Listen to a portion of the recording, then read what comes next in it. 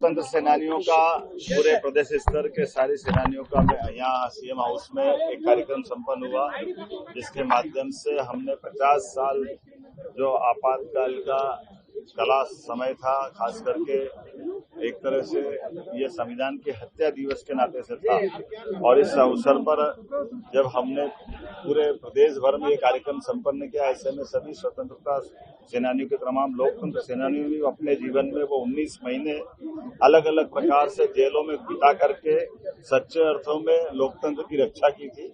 हमारी पार्टी और हम सब इस बात पे सहमत है कि हमारे लिए वो अगर समय नहीं होता तो आसपास के सभी देशों की तरफ देखो जहां लोकतंत्र का मजाक बन गया, लेकिन भारत का लोकतंत्र फल फूल रहा है। तो ऐसे लोकतंत्रता सेनानियों, स्वतंत्रता सेनानियों, इनके कारण से ही हमारा लोकतंत्र गौरवान्वित हो रहा है।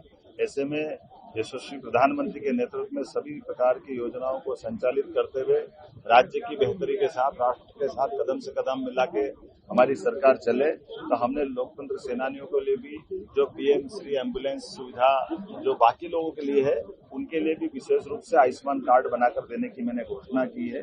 अलग अलग प्रकार की शासन की योजनाओं के दरमियान भी उनको भी इसका लाभ दिलाया जाएगा।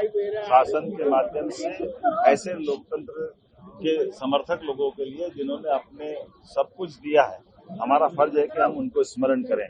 आज के इस अवसर पर मैं सबका स्वागत करता हूं, अभिनंदन करता हूं। अब थोड़ी देर पहले एक कार्यक्रम में मुझे हमारे लिए बताया गया कि 90 डिग्री का ब्रिज बना है, तो 90 डिग्री के ब्रिज के मामले में हमने कहा ये 2022 से बन रहा था और अभी लोकार्पण भी नहीं हुआ, निर्माणाधीन है। ऐसे में वो जहां से करवाया है, मैंने अधिकारियों से कहा, माननीय मंत्री से भी कहा कि ये जो आपत्ति है ये उसको वास्तव में किसी की दुर्घटना न हो, इसलिए उसको सुधारा भी जाए और जिनने गलती की उन पर कार्रवाई भी की जाए। उम्मीद करते हैं निर्माण के मामले में आगे से और सबक लेते हुए जो भी इस तरह की व्यवस्था है उस पर और गौर करेंगे। मेरी अपनी ओर से अब यहाँ से मैं तुरंत निकल करके जबलपुर जाने वाला हूँ। वहाँ गुजरात के महामहिम राज्यपाल जी आए हुए हैं और प्राकृतिक खेती को लेकर के हमारा एक कार्यक्रम होने वाला है। स्वाभाविक रूप से कृषि मंत्री को मैंने पहले भेजा हुआ है। उम्मीद करेंगे प्राकृतिक खेती में देश भर में सबसे बड़ा कंट्रीब्यूशन अगर किसी राज्य से है तो मध्य प्रदेश से है।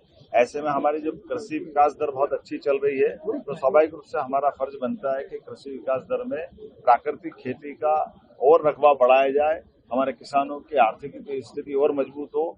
इसलिए अब लगातार किसान आधारित बाकी व्यवस्थाओं पे भी हम गौर कर रहे हैं। कल एमएसएमई डे है, ऐसे में रतलाम में एमएसएमई को लेकर के, निवेश को लेकर के हमारा एक बड़ा कार्यक्रम होने वाला है।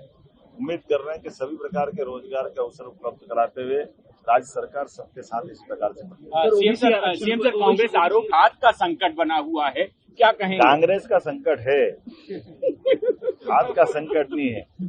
कांग्रेस के पार्टी के अंदर नेतृत्व का संकट है, कांग्रेस के अंदर नेताओं का संकट है, कांग्रेस के पास मुद्दों का संकट है, कांग्रेस के अंदर भाषा का संकट है, कांग्रेस के चुनाव चल रहे तो चुनाव में, निर्वाचन में आने वाले झगड़ों का संकट है।